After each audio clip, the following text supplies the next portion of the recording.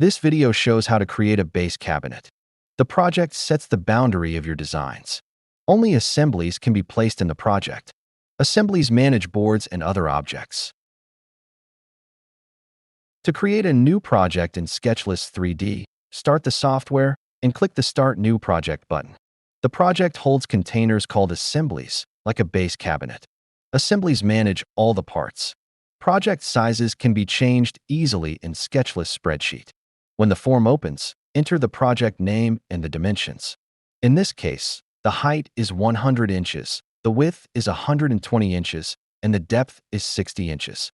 You can specify whether this project will use the imperial or metric measurement system. Click the Create button, and the project opens with an assembly form on the screen. When a new project starts, SketchList will create an initial assembly for you. To insert a new assembly, click the Assemblies icon at the top left of the screen. Then choose Add Assembly. When the assembly form opens, type the name, then enter the cabinet height 36. You'll see both the buttons labeled bottom and top turn green. On the right, click the green button labeled top. The value of top becomes 36, then enter the cabinet width. You'll see both the left and right buttons turn green. On the right, click the right button. The value of right becomes 18. Repeat the process, changing the depth to 24. After you click the green back button, the back of the left sideboard will be 24 inches from the front of the assembly. Locations are the distances of a corner or surface from that 0 point. That is the lowest front left corner. Sizes are the differences between the location points. For example, if the left is 9 and the right is 18, the width is 9. The new board form may be the busiest of them all, but we'll break it down into the steps needed for your understanding. This form is central to SketchList, so take your time and practice it until you get it. 1. Enter name of the board. It must be unique. Best practices: do not accept the default naming, and develop a naming system that adds information useful in assembly. For example, side left for bases. 2. Select the container in which to put the board. The board must fit in that container. 3. Select a material from the shortlist. These are most frequently used and change dynamically as you design. If you want, you may add materials by clicking the Select Materials text. 4. Enter the dimensions.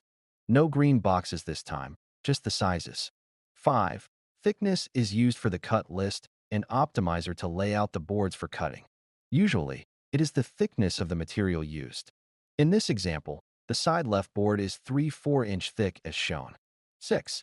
Grain direction is also used for the cut list and optimizer to lay out the boards for cutting.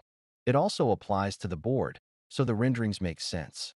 Usually, it is the longest board size. 7. Click Add Board. Remember, you can save boards to the library. This is your board.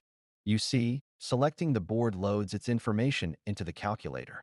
You can resize or relocate the board there as one option. Cloning and mirroring the original board makes a copy and flips any details on the surfaces of the original board, placing them on the correct side of the copy. This is useful, for example, with shelf pin holes. A bottom or shelf has a different orientation than a sideboard. Setting the thickness to height to 3/4 inch handles the difference. Then you click the Add Board button. Dragging the right red dot while holding down the Shift key snaps the bottom board to the right side. You can also enter the value in the calculator if you want. Clone the bottom board. Use the slider bar at the top of the calculator to slide the board to the top. This is the result. Now we move on to inserting the backboard. A backboard is the third board type. Its thickness goes from front to back. 1. Net. 2. Container. 3. Material. 4. Thickness. 5. Estimated height. 6. Estimated width. 7. Distance from the left to make room for the sideboard. 8. Distance from the bottom. 9. Estimated distance from front. We will make the final sizes using the red dots. Add board. After we insert the backboard, we finish sizing and locating it. First, Shift-drag the right dot until it clicks against the right side. Next, click and drag the top red dot until it touches the bottom of the top board. Finally, select the board and use the front to back slider in the calculator to push it to the rear of the box. Or just enter 24 as the back and click the front green button. Doors and drawers are sub-assemblies that manage parts of the doors and drawers. They can be inserted only into assemblies.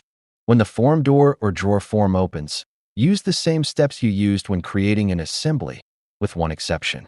You must select the container in which to place the door or drawer. The door and drawer inserts aren't empty. Next, we will see how to put boards into these containers. All reports are available in a few clicks of the mouse. Any changes in the design, size, or location instantly upgrade the reports. Thank you for your interest in SketchList 3D.